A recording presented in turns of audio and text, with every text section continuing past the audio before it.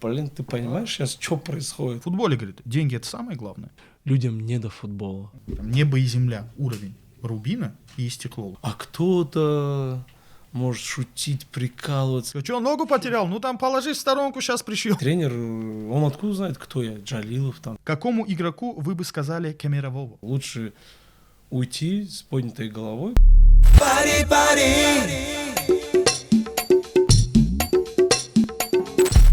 Всем привет, с вами ваш любимый блог, конечно, вы же сейчас произнесли, да, про себя. Пари, правильно, лайф. Знаем, ждали, приносим свои глубочайшие извинения, море извинений. Ну, отсутствовали по причинам, да, копили материал, искали хороших людей, слава богу, нашли. У нас в гостях Искандар Джалилов, давайте. Они там аплодируют, брат, просто, да, вот, чисто сидят такие, вай, а что за гостя вы позвали? Бешеный, что, родной, рассказывай, как дела? Все супер, все отлично. Так, брат, тут накопилось у нас очень много вопросов, вот, но мы всегда начинаем с вопросов от наших подписчиков. Вот, да, у нас есть подписчики, вы тоже переходите, вот тут вот, видите, вот тут вот Пари Лайф написано Инстаграм, вот что, вот заходите, подписывайтесь, чтобы тоже могли участвовать в процессе, ну или вот тут вот оставляйте свои вопросы. Так, первый вопрос, очень интересный вопрос. Задает этот вопрос Шамширов Хусрав. Какому игроку вы бы сказали Кемерового? Это вообще что? Вот второй гость наш не знает, что это такое. Серьезно? Серьезно. Я, может, мало слежу за этими темами. Так, чемпионат мира смотрел? Ну, Аргентину помнишь? да. Помнишь с Нидерландами игру? Да. Месси после игры что сказал, когда интервью давал, и к нему один из игроков Нидерландов шел? Угу. Вот он ему так и сказал, Кемерового, ты типа, что смотришь, ублюдок? Вот. Такой вопрос, кому бы вот ты бы сказал Кемерового? Я не углублялся, то, что там прям на испанском, то, что ответил Месси. Но спасибо, что перевели. Я тут для этого. Умит Абдулаев, переводчик с любого языка. Да, я бы, наверное, никому, не сказал. Я думаю, Месси тоже это от эмоций сказал. Ну, он, кстати, да, он потом сказал, что, во-первых, он не понял, для чего игрок к нему идет, во-вторых, он был на эмоциях после матча. Ну, допустим, подходящая ситуация. Вчера была, мы играли полуфинал. Так, а вот это интересно. Чекайте, сейчас будут откровения. Да, вчера мы играли полуфинал. Мы там заявлены за кубок в Алмасах, за команду с деревни, где я вырос. Из детства там жил, скажем, до того, как уехал в Россию. Играем полуфинал. Там на бровке счет 5-1. Ну, я немножко осторожничаю, чтобы не ломаться и так далее. И не добежал до одного парня, он что-то там раз мячик убрал и ушел, ему аплодисменты. И он поворачивается, еще что-то мне говорит, я ему показываю, говорю, дружище, 4 там в воротах лежит. Счет 5-1, я 4 забил. А это левый защитник мне показывает. И я вот то же самое, как и Месси, мог сказать ему. Но я ему сказал, 4 мяча в воротах ты видел? 5-1. 4 там, да. А он там в бровки в аут уходит мяч и что-то мне показывает. Это как, кстати, Винисиус в том матче в недавнем, где очень большая волна расизма пошла в его сторону. Да. Когда он показывал, типа, мы, говорит, вторые, а вы вылетаете. Он всем так показывал. В итоге там заваруха началась. Ну и правильно сделал, что сдержался. И правильно сделал, что просто молча посадил человека на землю. Или там с Атлетико, помните, Роналдо, когда там показывал. О да. Кто этого Глора забудет? Это Рофлов. Это когда Атлетико, типа, Роналду вали отсюда, нас выбили, и Роналду приезжает, и он говорит, 4, говорит, а у вас 0. Это классно, кстати. Это круто. А вот были вообще моменты в карьере, когда вот нервы не выдерживали? Да, в принципе, постоянно в каждой игре там стараешься держать себя, потому что если ты эмоции, я сам по себе замечаю, я думаю, многие футболисты также профессионалы, если эмоции ты отдаешь не туда, и вот концентрация уже пропадает, там бывают стандартные моменты или какой-то мини-секунда такая, скажем, которой надо было сконцентрироваться, отобрать или позицию правильно занять, а ты пока разговаривал, пока эмоции, истощение все равно идет. Ну да, в принципе. Бывает просто, как в Европе, когда мы играли, я помню то, что люди бывают вообще 2 дня не разговаривают перед игрой. Вот Серьезно? просто ходят как зомби. Ну вот он так настраивается. Ничего себе. Ничего не говорит. Вот пришел, поздоровался, поел, ушел. И вот так у него вот все идет. А кто-то может шутить, прикалываться. Ну, примерно Нуридин Давронов. Это человек, Нуридин, кстати, салам алейкум, родной. допустим, он болтает, но ему это не мешает. А к этому надо прийти. Не каждый так может. Ну, наверное, 80% они не могут и болтать, и так далее. Поэтому надо настраивать себя, а каждый по-своему настраивается. Были, говорю, которые вообще не разговаривали. Вообще круто. А у нас есть такие люди? Кто вообще не разговаривает перед подготовкой? Да, есть, наверное. Манучер, брат, наверное. Он вообще только кушает, идет, спит. Следующий вопрос. Фируз Гаибов задает его. Говорит, для футболиста конец карьеры в слабом чемпионате. Это нормально или нет? Ну, я думаю, никому не судить, где он окажется. Да, Я думаю, вот сейчас буквально Ибрагимович закончил, да, карьеру. Разве кто-то мог подумать, что он там закончит? Или бы я, допустим, хотел бы еще где-то его посмотреть. У него То есть неважно в какой команде, неважно в каком чемпионате, просто слабым, сильным. Да, просто я бы хотел бы еще понасладиться его. Когда мы еще Ибрагимовича увидим? На самом деле. А он потрясающие голы забивает. Особенно Потрясающий пяткой. дриблинг с его телосложением, ростом. Просто, мне жалко то, что он закончил. А уже слабый, хороший, он Роналдо уехал в слабый чемпионат. Зато сейчас сколько там получается. людей смотрит. Просто все смотрят, и сколько у них подписчиков в клубе стало в официальном аккаунте. Поэтому я не так думаю. Вот. Я, допустим, про себя могу сказать то, что я посчитал то, что не уйти, скажем, после стекло где-то Худжан, там, Куляп, там, Равшан, Куктош, да, и так далее. Ну, то есть не уходить, а вот в этом клубе, который в основном у меня хорошая история, где я много лет провел, хорошие отношения с руководителями, с партнерами по сборной, в основном 11-13 человек всегда попадали оттуда. Я решил там, потому что я уже чувствую, что вот время пришло. Лучше уйти с поднятой головой, как, я не знаю, как последний гладиатор со стадиона, чем нежели где-то, я не знаю, на каком-то стадионе, где там трибун толком нет, ничего нет, народ тебя толком не знает, кому-то что-то доказывать. Я думаю, я уже за 10-12 лет профессионально, я имею в виду, карьере, там, с 18, да, так сказать. Самое главное, себе все доказал. Абсолютно верно. Не, на самом деле это очень здравый ответ народу, действительно. Какая разница, да, в каком чемпионате заканчивать? Важно, кто заканчивает игру. Если игрок, которого все любят, который соблюдал весь этот фейерплей, как говорится, да, то, по-моему, все будут горевать. Вообще не важно, действительно, в каком чемпионате. Кстати, Месси в МЛС вообще перешел. Да. А Интер Майами, если что, на последнем месте после 16 игр. Следующий вопрос от Фируза. Говорит, а в футболе, говорит, деньги — это самое главное? Ну, наверное, во многих смыслах, да. Кстати, у меня вопрос. Почему? Деньги? Нет. Почему в футболе такие огромные, бешеные деньги?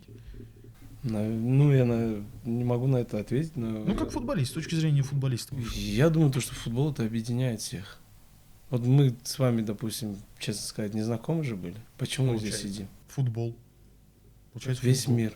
Даже говорят же, там, футбольная мафия, так, говорят то, что сильнее, чем мафия Коза Ностра. Да, то есть это такие связи, из каких лет, там, самых, там, не знаю, 150 лет, сколько футбол. Ну лет. да, получается, как он сразу зародился, так и пошло-поехало. И посмотрите масштаб. FIFA практически никому не отвечает.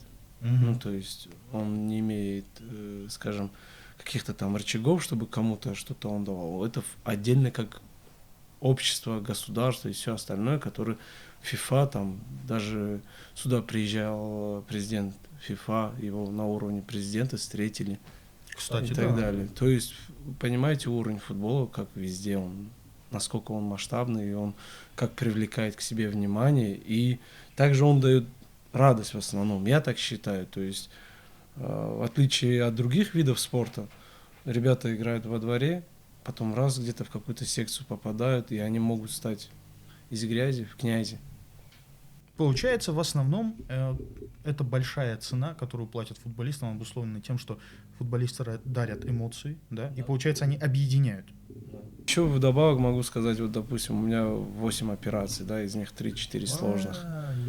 И тот же самый, там, убрать 2019, там, 2020 год, когда я травму получил, малоберцовоз большой, переломал кость, как бы, ну, как у Макгрегора, да, то есть, вы, если этот бой видели, примерно так, то же конечно, самое. Спарье, конечно. Да, то же самое у меня было. Вот, то есть, это 8 Тоже, месяцев решил ряби. кого-то, да, сбить, Не, срубить. это меня срубили.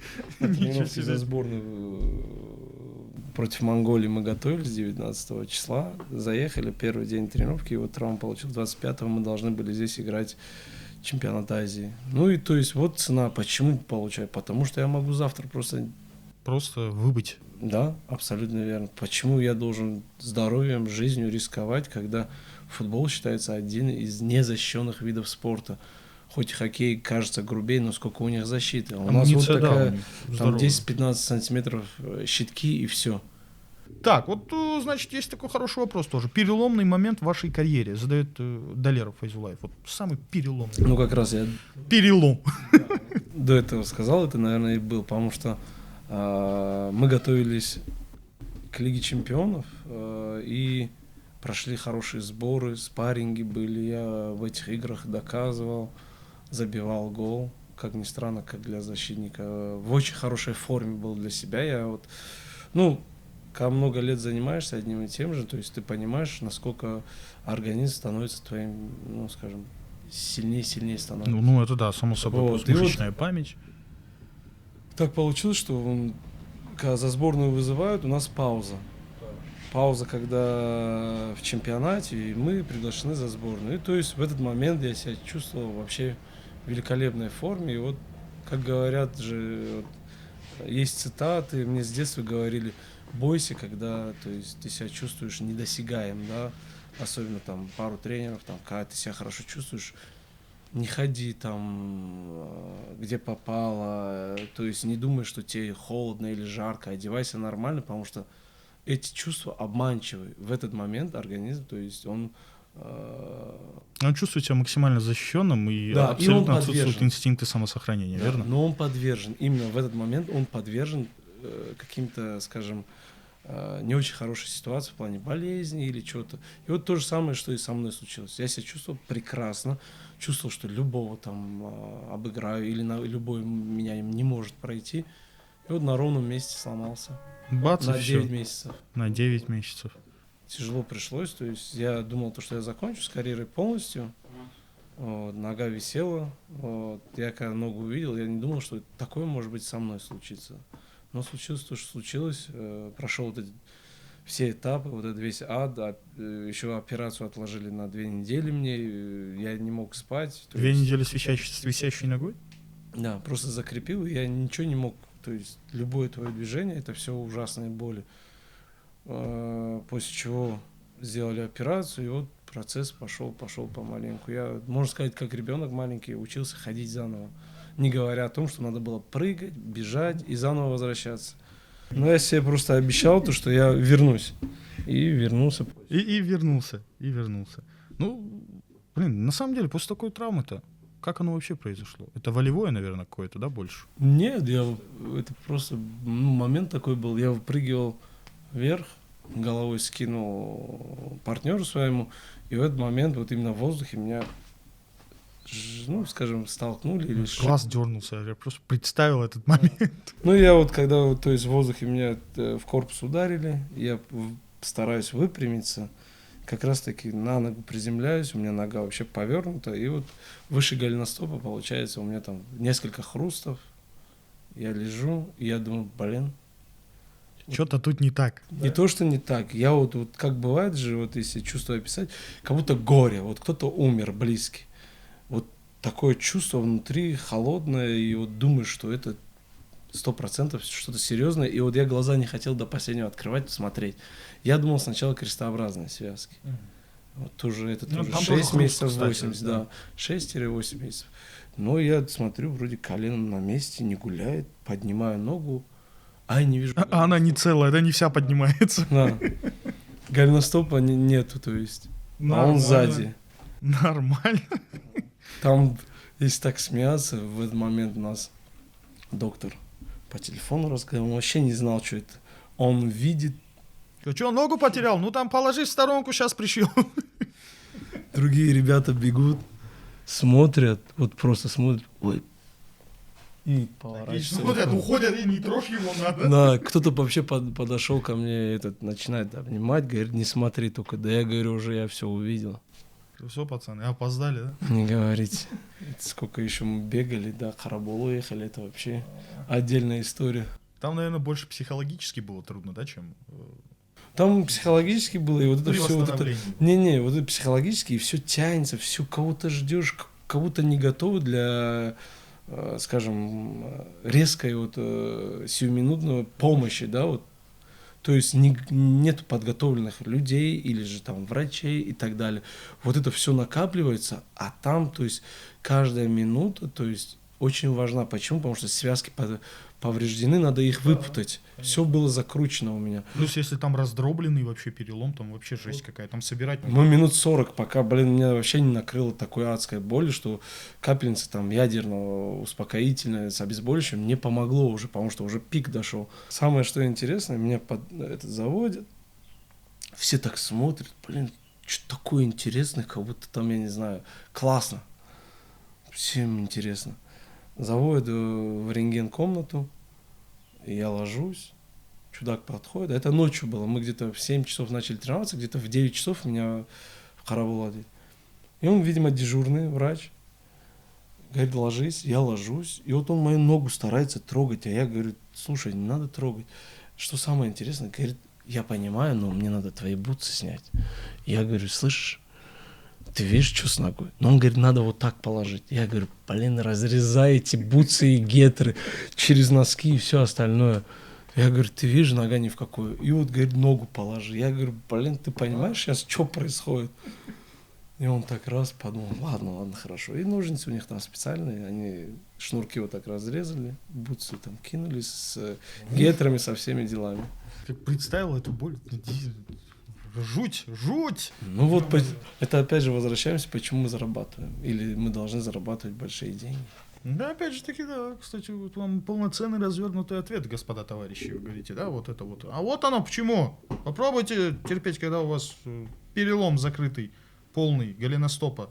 Это ладно, вот ты мне ответь на вопрос. Как так получилось, что братья твои, Манучер, да, Ромиш, они вот выбрали атакующую позицию, а ты вот взял и решил защитную позицию? Ну, никто из нас не решал, я думаю, на каких позициях будет играть. Серьезно? Я думаю, это со школы, когда вот начинает идти, там, тренировки, учеба, вот весь процесс. Тренер, он откуда знает, кто я? Джалилов, там Сидоров, или не знаю, там, и так далее. И он смотрит мои качества, то есть я бегу, я отбираю, я выпрыгиваю, я там дриблингом, я или хорошо, то есть головой работаю, могу нестандартное решение принять и отдать хорошую передачу. То есть он, глядя на это, он уже подбирает мне позицию. То есть это тренер, сугубо тренерская решение, Конечно. это не ваше личное. Это же, ну, грубо говоря, с 7-8 лет начинается вот это все. А представьте на секунду, там, это мы тех говорим, которые еще ставят. А кто не попадает в стартовый состав? Сидит на лавочке, его выпускают куда-нибудь. Прям куда-нибудь? Да, бывает, что куда-нибудь. То есть если меняешь защитника условно, да, на тебе защитник, а он всю жизнь просто в нападении бегал. Нет? Вот смотрите, допустим, защитник, он защитника не будет менять, потому что 0-0 или там 2-0 наша команда выиграет. Зачем защитника менять?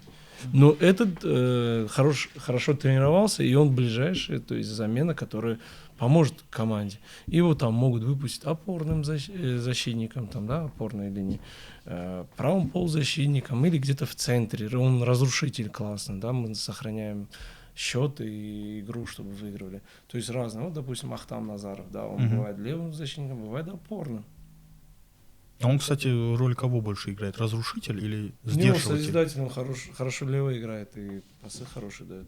Ну, допустим, Мехсон Паншамбе, он играет в центре, он уходит там в левый полузащитник или вправо. Ну, то есть разная ситуация. То есть это чисто зависит от того, что происходит на поле. Да. Просто взял такой, да, что-то туда сместился, сюда сместился. Не, ну это все, естественно, тренер, недельный цикл он дает на тренировках, он объясняет перед выходом, если вы заметили, они все равно там 20-30 секунд тренер объясняет его действия, что он от него ожидает, и выпускает его. Кстати, а что в основном тренер говорит в этот момент? Дословно сказать? Ну, готовьтесь пиканье слушать. Не, на самом деле, ничего он такого не говорит. Выйдешь там, ну, грубо говоря, там с каким-то соперником, если ты рядом выходишь, с ним пожестче, не давать ему играть и так далее. Или наоборот, выходишь, ты должен вот это сделать, потому что, вот, допустим, предшественник, он это не выполнял, из-за этого у нас как бы тяжело, мы выходим в атаку. И он там меняет, если он слушает тренер правильно подсказки сделал, игра освеживается. То есть освежили, убыстрили, интереснее стало играть. Забили, выиграли, да? Да. Покатили. Ништяк, ништяк. Наконец-то хоть кто-то мне сказал, что говорят тренеры, когда вот это вот. Кстати, что касается посещаемости. Да. Почему на играх Истиклола, хотя это получается первый по значимости в Таджикистане клуб, да, по масштабам медиа, масс-медиа, там все о нем говорят, у всех на устах. Почему у Истиклола меньше посещений, чем у некоторых других клубов? Чем у того же, допустим, Равшанку Куляб, чем у того же Худжанда, допустим. В чем причина? Нет? Я думаю, то, что... Как бывший игрок. Ну, во-первых, то, что команда в столице.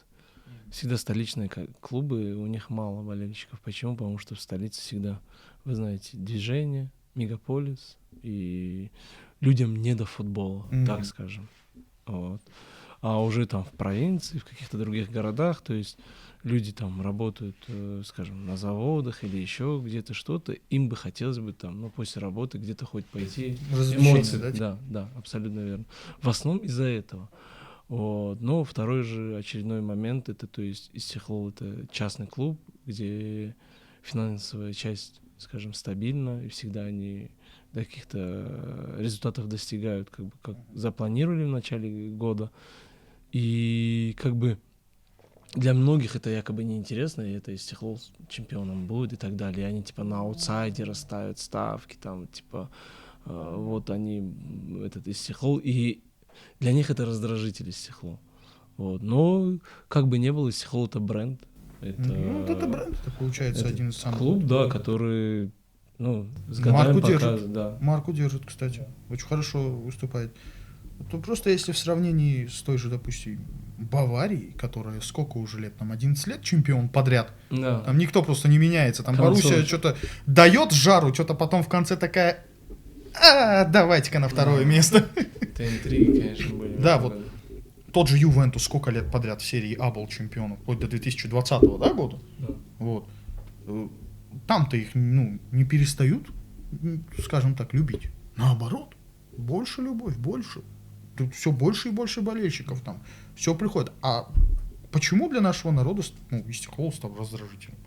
Ну, интересно. Я думаю, просто говорю же, опять же, это, наверное, то, что у команды всегда цели высокие и все остальное, и они стараются на аутсайдера поставить. Это как бывает же, я думаю, фильм про злодея, и ты всегда ставишь на какого-то бедняжку, сериалы мы смотрим же всегда там и так далее, там тебе жалко и так далее.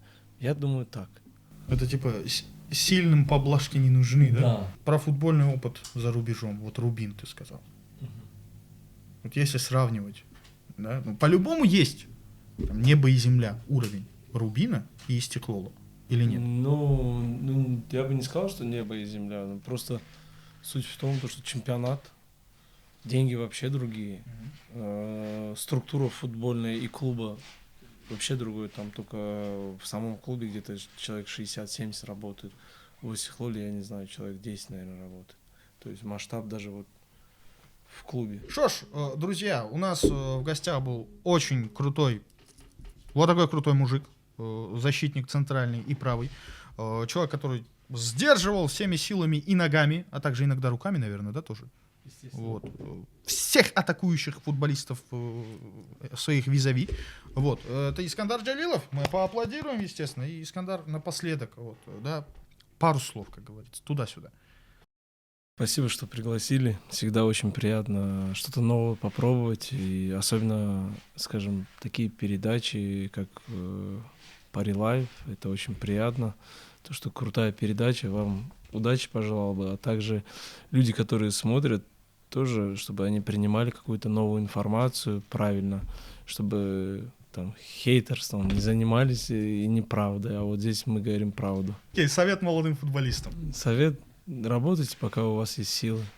Правильно. Все остальное, люди вокруг, то есть тренеры, все видят, кто чем занимается, и они по-любому заберут, если вы хороши. Только голову вниз и работать. Не надо смотреть на других. Это самый хороший и дельный совет. Работайте, тренер сам вам скажет, вы готовы или нет. Умит Абдуллаев, Бузург, Пари Лайф специально для Пари Матч. Подписывайтесь на канал. Пари, пари.